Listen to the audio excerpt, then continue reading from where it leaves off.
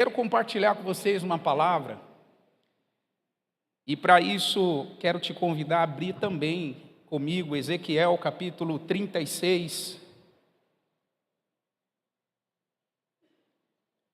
Ezequiel, que era um sacerdote e também um profeta, ele recebe a palavra de Deus e boa parte da sua ministração e das suas mensagens, elas eram visões que Deus entregava para ele, eram sinais proféticos, ou seja, Deus trabalha muito através de imagens, de símbolos para Ezequiel. E Ezequiel, ele traz um recado de Deus para a nação, no capítulo 36, e verso 26 e 27. E eu gostaria de usar esse texto como base para falar sobre o tema Vivendo com um Novo Coração. Diz a palavra: e vos darei um novo coração, e porei dentro de vocês um espírito novo, e tirarei o coração de pedra da vossa carne, e vos darei um coração de carne. E porei dentro de vós o meu espírito, e farei que andeis nos meus estatutos, e guardeis os meus juízos, e os observeis. 28. E habitareis na terra que eu dei a vossos pais, e vós me serei por povo, e eu vos serei por Deus. O que nós acabamos de ler é um pouco da mensagem e do recado que Ezequiel traz à nação de Jerusalém. Ezequiel era um profeta, um sacerdote, que nasceu em Jerusalém, mas viveu a maior parte da sua vida na Babilônia. Ele foi um dos judeus que foram levados para o exílio na Babilônia. E a história conta que Ezequiel ele teve uma vida muito curta, muito breve. Foram 22 anos, segundo a história, de profecia. E nesses 22 anos de profecia, a história também conta que Ezequiel montou uma escola de profetas junto ao rio Quebar, que era um dos principais rios que atravessava a Babilônia. Esse profeta Ezequiel, ele começa a desenvolver essa sensibilidade para perceber o recado de Deus na forma de visões e na forma de símbolos. Ele vai falar muito sobre símbolos, sobre visões. E Deus usa essa linguagem com Ezequiel, porque a nação de Israel vivia um cenário terrível, um cenário caótico. O cenário da nação de Israel era de profunda idolatria, era um cenário de rebelião e desobediência. E como consequência disso, a palavra vai dizer que a glória de Deus se afasta do templo. Em outras palavras, Deus anuncia para Ezequiel que a glória dele se afastaria do templo dos judeus, se afastaria do meio do povo, por causa da rebelião, da desobediência, da teimosia da nação. E não só isso, Deus também mostra para Ezequiel que a nação estava mergulhada em um cenário de morte espiritual. Por isso que uma das linguagens que Deus usa é o conhecido capítulo 37 desse livro, onde Ezequiel vê o cenário do cemitério de um grande exército de ossos secos, que na realidade era um cemitério que ele via vários ossos, várias condições de morte, e Deus dizia que aquele cemitério era a nação de Israel. Eles estavam mortos, completamente mortos. Dentro dessa realidade, o que Deus trata ao coração de Ezequiel? Deus mostra para ele alguns ensinos principais. Primeiro, Deus mostra para Ezequiel que cada um é responsável pelos seus próprios pecados. Ou seja, nós não podemos ser responsáveis pelo pecado alheio, porque eu não controlo o incontrolável. Eu não tenho condição de me responsabilizar pelo pecado que o outro pratica. Eu tenho que olhar para a minha vida, eu tenho que me autoavaliar, eu tenho que me arrepender dos meus pecados e me voltar para o Senhor. Essa é a mensagem do Evangelho. E Ezequiel vai trabalhar isso, que o pecado de um não é de responsabilidade do outro. E mais, Ezequiel, ele enfatiza o ensino de ter um novo coração. Ezequiel traz à tona essa realidade da importância de ter um novo coração. Quando a gente fala sobre coração, nós já trabalhamos esse tema aqui, eu não quero ser muito longo nessa explicação, mas eu gostaria que você entendesse que coração fala da nossa essência, fala do lugar mais íntimo da nossa vida. Coração fala dos nossos sentimentos, desejos, fala dos nossos pensamentos, fala da nossa vontade. Em outras palavras, o coração é a essência da nossa identidade. Você pode dizer isso comigo? Meu coração representa a essência de quem eu sou, a essência da minha identidade. O nosso coração fala de quem nós somos diante de Deus, diante de nós mesmos e diante dos outros. E o que Deus vai falar para Ezequiel é muito especial, porque o que Deus mostra é que o pecado, desde que ele se infiltrou na humanidade, desde que ele entrou na humanidade, ele colocou o coração numa condição irreversível. Pode colocar a próxima tela, Gu? Numa condição terrível, porque o pecado, ele trouxe para o ser humano essa condição de ressentimento, de rebelião, de egoísmo, de ódio, de crueldade, de violência.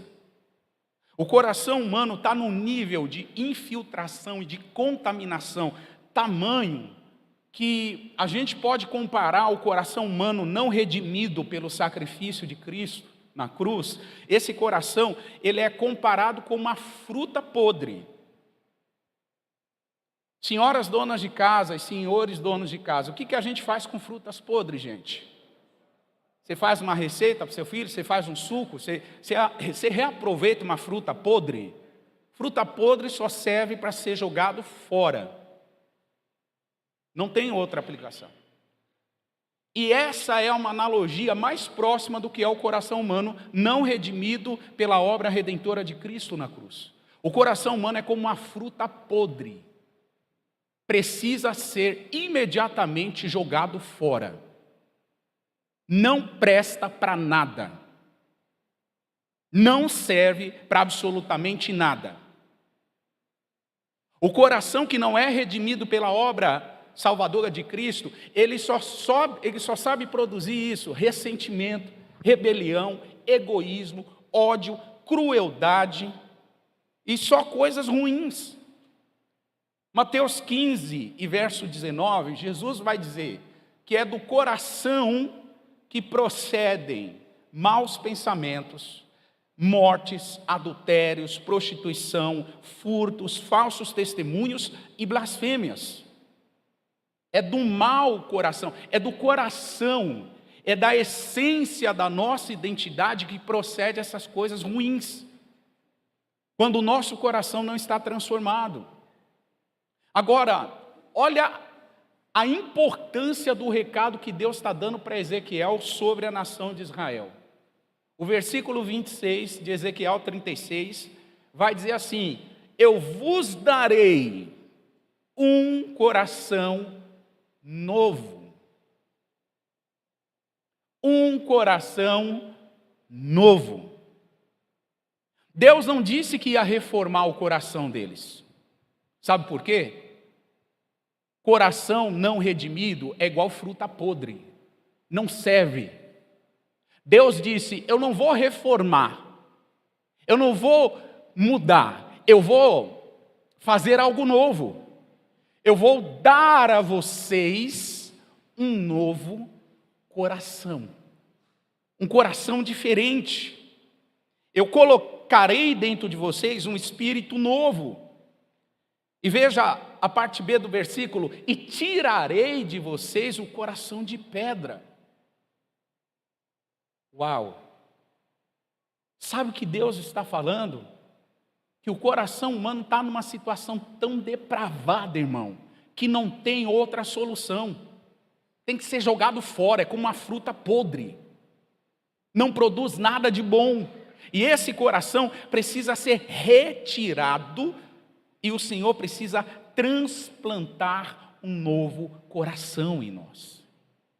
Precisamos receber esse novo coração. E a pergunta que cabe aqui é muito simples: como anda a saúde do nosso coração? Como anda? Se você quer saber a saúde do seu coração físico, você vai no cardiologista. Faz ecocardiograma, faz alguns exames, tira sangue, mede pressão, enfim, você vai fazer uma bateria de exames.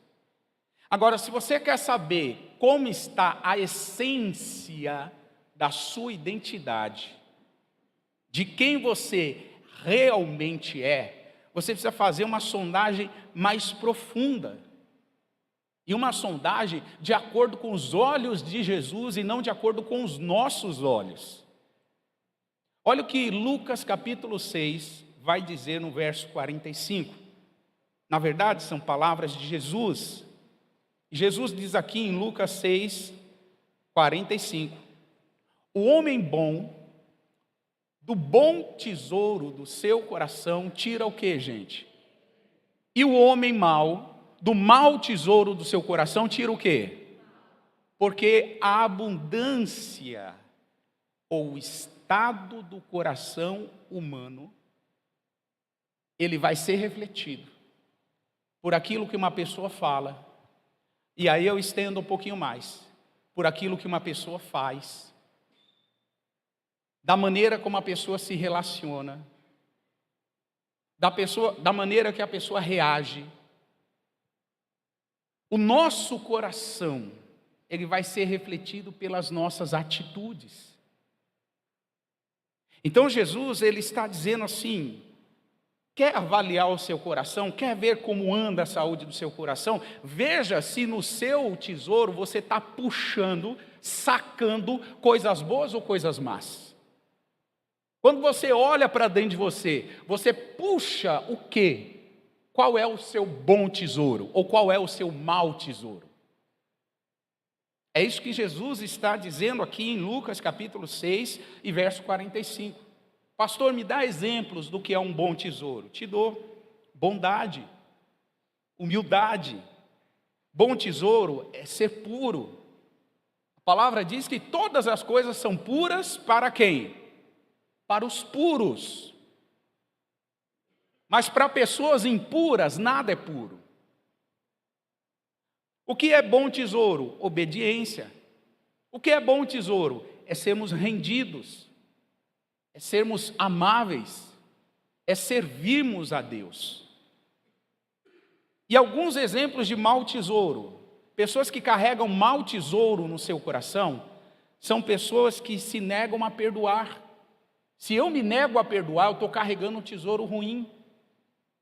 Se eu me ofendo com facilidade, eu estou carregando um tesouro ruim. Se eu sou egoísta, desobediente, orgulhoso, endurecido, eu estou carregando um tesouro ruim. Então, em outras palavras, a condição do nosso coração será a condição da nossa vida. A condição do nosso coração será a condição da nossa vida. Não tem como ter um coração adoecido e você ser saudável. Não tem. Não tem como ficar retendo situações, retendo liberação de perdão e achar que você vai ser saudável, porque não vai. Não vai. Não adianta a gente fazer um esforço, não, porque com autodisciplina, com positividade, com autoestima, eu vou conseguir até um ponto do caminho. De um ponto para frente vai te faltar combustível. E sabe qual é o combustível? O poder do Espírito Santo em um coração quebrantado e aberto para receber e obedecer a voz dele. Então, a gente precisa ser realista com relação a esse cenário do coração humano. Por quê? a nossa vida será definida pelo estado do nosso coração. Eu quero fazer 4 considerações aqui sobre como o nosso coração anda, ou como a gente precisa perceber o que Deus faz em relação ao coração. A primeira consideração é a seguinte: Deus muda o nosso coração. Você pode dizer isso? Deus muda o nosso coração. Quantos aqui se lembram do rei Saul? Vou perguntar de novo. Quantos aqui se lembram do rei Saul? Que bom, vocês me assustaram. Não conhece Saul? Vai conhecer quem na Bíblia? O rei Saul, ele foi um homem escolhido pela nação de Israel como resultado de uma petição do povo a Deus. O povo rejeitou Deus e pediu um rei. A resposta de Deus foi Saul. Já que vocês querem um rei, Saul será o rei. Mas olha que interessante, na vida de Saul, no começo da trajetória dele, aparecem alguns sinais ali muito importantes de que Saul estava disposto a fazer a vontade de Deus no começo da sua trajetória. Em 1 Samuel capítulo 10 e verso 9, a palavra vai dizer que Samuel tem um encontro com Saul.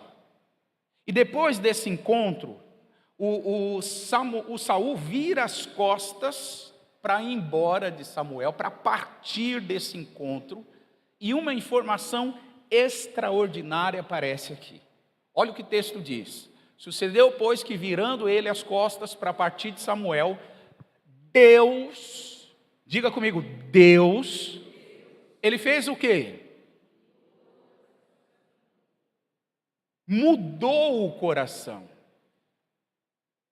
Deus fez o quê?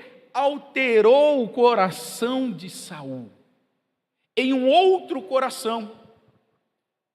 A mudança foi tão profunda que a palavra diz que tudo que Samuel profetizou, irmãos, o Saul viu se cumprindo naquele mesmo dia.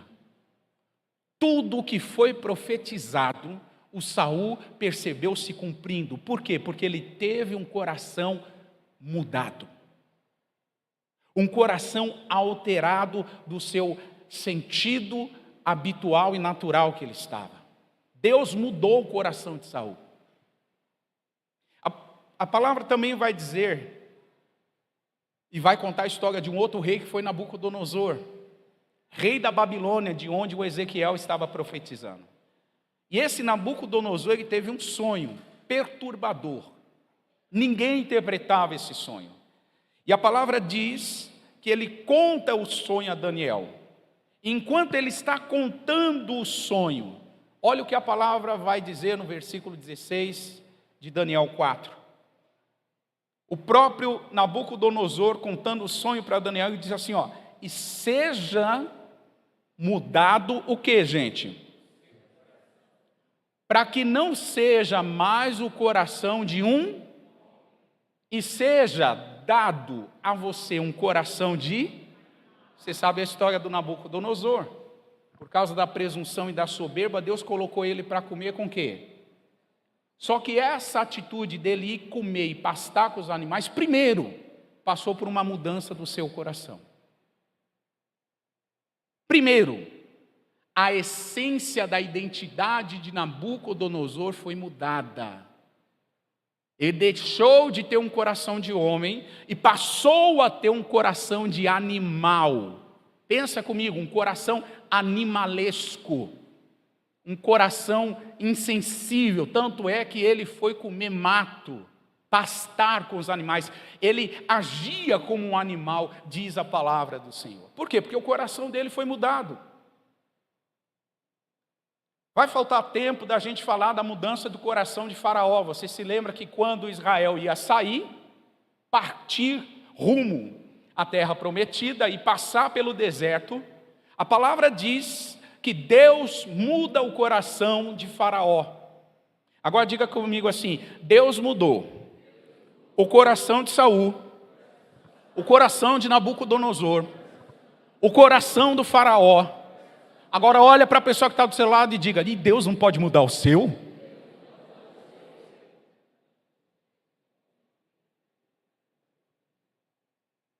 Se Deus muda o coração de reis poderosos, se Deus muda o coração de grandes monarcas, se Deus muda o coração de grandes líderes mundiais que teve na história, estamos falando da Bíblia, sem contar a história esta bíblica. Se Deus muda o coração dessas figuras, por que é que Deus não pode mudar o nosso? Por que é que Deus não pode mudar o nosso coração?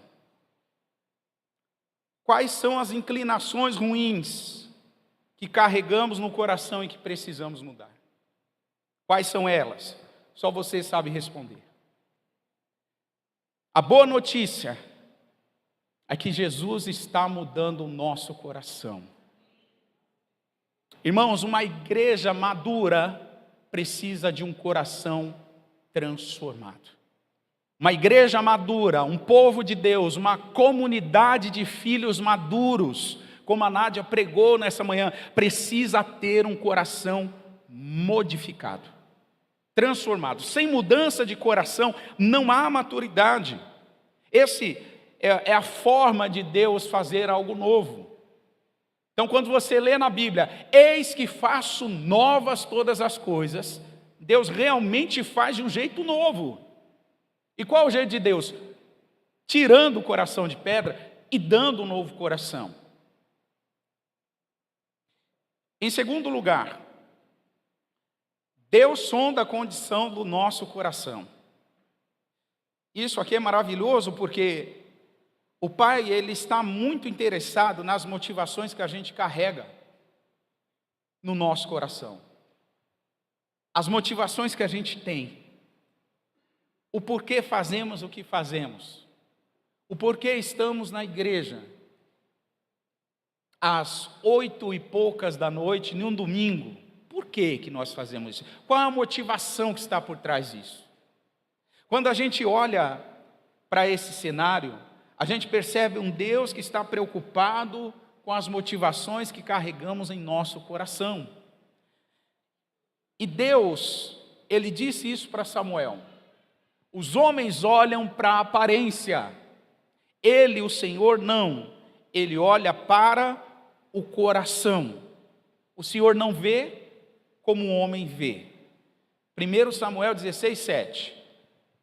Para nós, seres humanos, muito importa a aparência. Para nós, seres humanos, muito valorizamos o que aparenta ser. Para Deus, a lógica é outra. A lógica de Deus é olhar para a essência da nossa identidade. Quem somos nós? Quais motivações que nós carregamos? O porquê fazemos o que fazemos? É isso que Deus está interessado. Se o Senhor olhar para o nosso coração agora, o que é que Ele encontra, igreja? Se o Senhor olhar para o nosso coração agora, o que é que Ele encontra? Quais as motivações que Ele encontra? Quais são aquilo que nos motiva, que nos move, o que Deus está olhando? A gente está querendo seguir a vontade dEle ou as nossas vontades?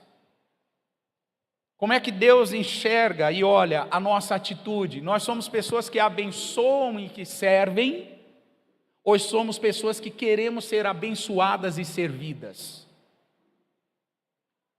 Como é que a gente administra o nosso dinheiro? Somos pessoas liberais e generosas, ou somos pessoas avarentas e mesquinhas? Deus está de olho no nosso coração, muito mais do que de olho nas nossas atitudes. Quais são as motivações que carregamos? Porque esse é um ponto fundamental para a gente entender a grandeza de Deus. Um Deus que sonda os corações, que está olhando para aquilo que nós fazemos. Em terceiro lugar, Deus quer o nosso coração rendido a Ele. Esta é a terceira consideração. Você pode dizer isso comigo? Deus quer meu coração rendido a Ele. O que significa rendição? Significa entrega. significa liberação. Uma pessoa rendida é uma pessoa que se entrega, se lança, se libera diante de Deus. Toda a área do nosso coração que não está rendida a Jesus, ela está rendida a nós mesmos. Toda a área que nós não rendemos a Jesus do nosso coração, ela está rendida a nós, a nossas vontades, aos nossos filtros de mundo, a nossa percepção das pessoas. Então, o Salmo 51, verso 17, olha o que a palavra vai dizer aqui sobre a importância da rendição. O salmista diz: os sacrifícios para Deus são um espírito quebrantado. O que mais, gente? Deus não desprezará. Um coração rendido, Deus não despreza. O que mais importa para Deus, sacrifícios ou rendição? Eu vou perguntar de novo, o que mais importa para Deus, sacrifícios ou rendição? Rendição.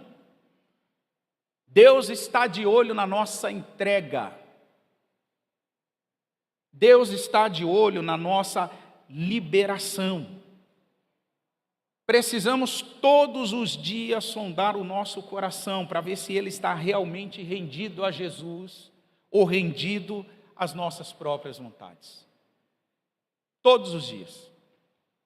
E por que não dizer várias vezes ao dia? Precisamos fazer esse autoexame. Foi baseado nisso que Salomão, no capítulo 4 de Provérbios, e verso 23, ele disse: sobre tudo que deve se guardar, guarda o teu coração. A expressão guardar significa examine o teu coração. Mantenha o teu coração debaixo de vigilância. Por quê? Olha que interessante. Um coração que se distrai facilmente, um coração que ora se leva por isso, ora se leva por aquilo, ora é sol, ora é calor, ora é Corinthians, ora é São Paulo. Não, né? Isso é um coração bandeirinha, na verdade. Não é um coração. Mas, preste atenção, um coração que se distrai, um coração que não se guarda, um coração que não se mantém debaixo de vigilância, é um coração que é assediado pelo Satanás e pela sua própria carne. A gente facilmente é assediado se a gente não mantém o nosso coração em foco, guardado. Se a gente não mantém o nosso coração continuamente rendido, e eu quero enfatizar isso, a rendição de coração é um processo contínuo.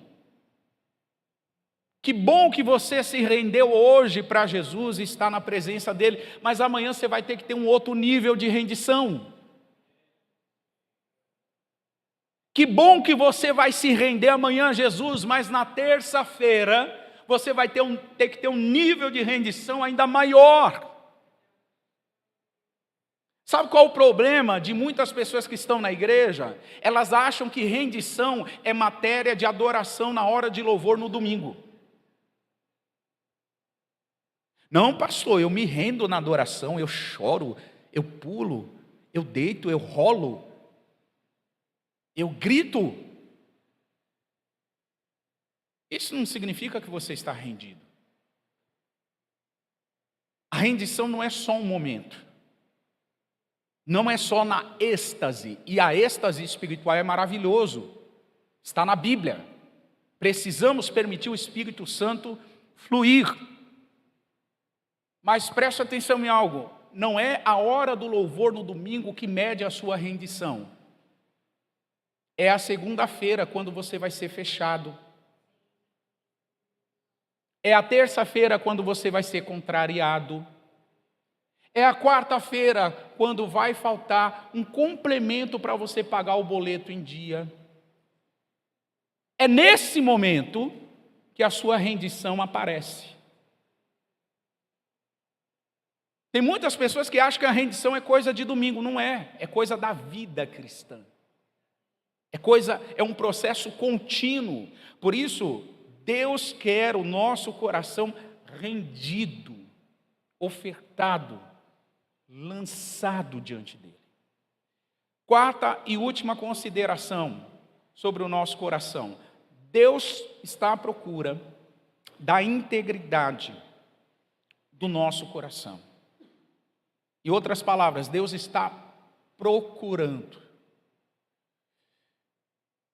pessoas que se rendam completamente, se rendam sinceramente e se mantenham rendidas ao longo da vida diante do Senhor.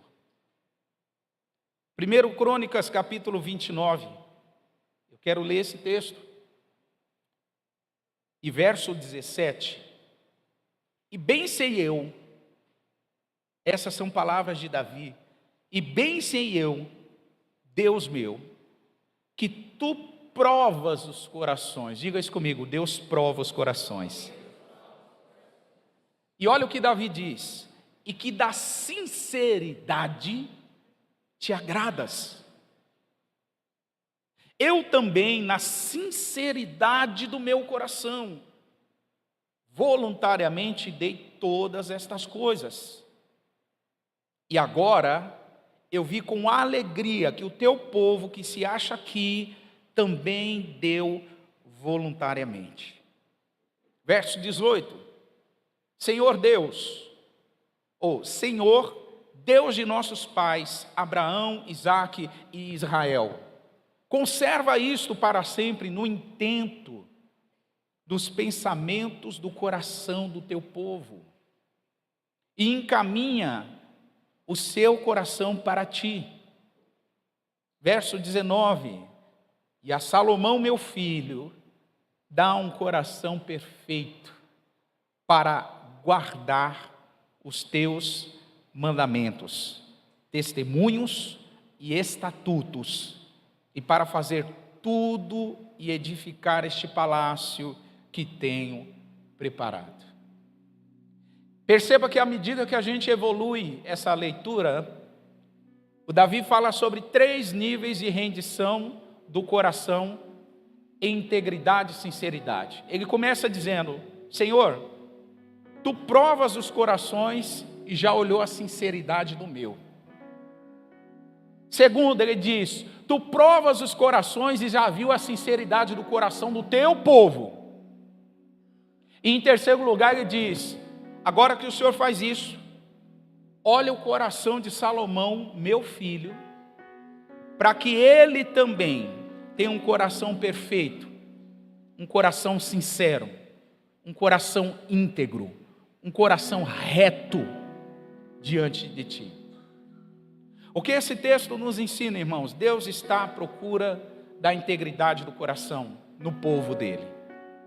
Deus está em busca de corações inteiros, íntegros, verdadeiros, rendidos diante da sua presença. Qual deve ser a nossa oração aqui nessa noite?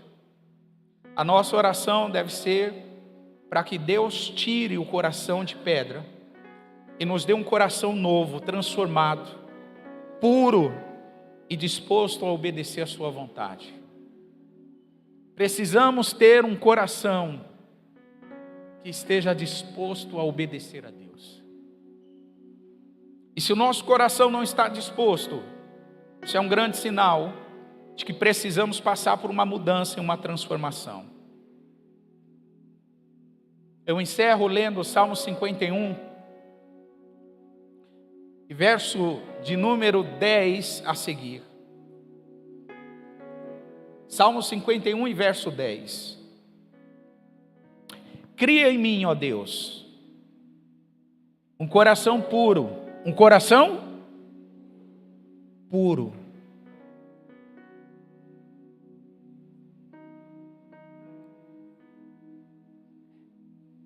Esse tema, ele tem sido tão escasso nos nossos dias. Pureza de coração. O que nós mais ouvimos falar é sobre a malícia do coração. Esse é um grande sinal de que o coração está mal, doente. Malícia, só malícia. Só consegue enxergar o mal. Davi vivia numa sociedade assim e ele disse: Senhor, cria em mim um coração puro. Se ele pediu para Deus criar, é porque esse coração ainda não existia nele. Ele pediu: Deus, o meu coração não é assim, mas se o Senhor criar, o meu coração pode ser puro. O meu coração pode ser puro. E ele segue e diz: renova em mim um espírito reto. Não me lances fora da tua presença e não retires de mim o teu Espírito Santo. E no 12 ele disse: torna-me dar a alegria da tua salvação e me sustenha com um espírito voluntário. Davi está mostrando que quando um coração muda, irmãos, tudo muda. A alegria da salvação é restaurada. A força para seguir adiante ela chega. A disposição voluntariosa do nosso coração aparece. Por quê? Deus criou esse coração. O nosso coração mudado é um dos principais temas para que a gente amadureça. Eu quero junto com você orar nessa noite, porque eu entendo que Deus está fazendo algo novo para mudar os nossos corações, para tirar corações de pedra e colocar corações novos de carne. Eu quero orar com você sobre isso nessa noite. Feche os seus olhos. Pai, te rendemos graças por tudo que o Senhor já tem feito. Te rendemos graças porque caminhar com o Senhor é uma alegria e um privilégio. Te rendemos graças porque o Senhor se entregou na cruz, para que hoje nós fôssemos salvos, perdoados, libertos, curados. E nessa noite queremos celebrar a tua vida, Senhor. Queremos te agradecer pelo privilégio que é tê-lo conosco. Obrigado pela sua presença. Obrigado, Senhor, porque o novo coração é o que o Senhor quer nos dar. E nós, como uma igreja, dizemos, como tua igreja, declaramos: o novo coração é o que nós queremos receber. Por isso, Senhor, altera o curso da história. Assim como o Senhor alterou o curso da história de Israel, tirando o coração de pedra e dando o coração de carne. Assim como o Senhor alterou o curso da história de Israel, transformando aquele exército de ossos secos em um exército de soldados, Pai, muda o curso da história nessa noite. Muda os corações. Muda a disposição e a intenção dos nossos corações, Senhor. Queremos pedir uma mudança radical, uma mudança transformadora que venha do alto sobre nós. Queremos nos render a Ti, porque um coração rendido, quebrantado, o Senhor não vai desprezar, o Senhor não vai rejeitar. E nós nos rendemos a Ti nessa noite. Igreja, se coloca de pé.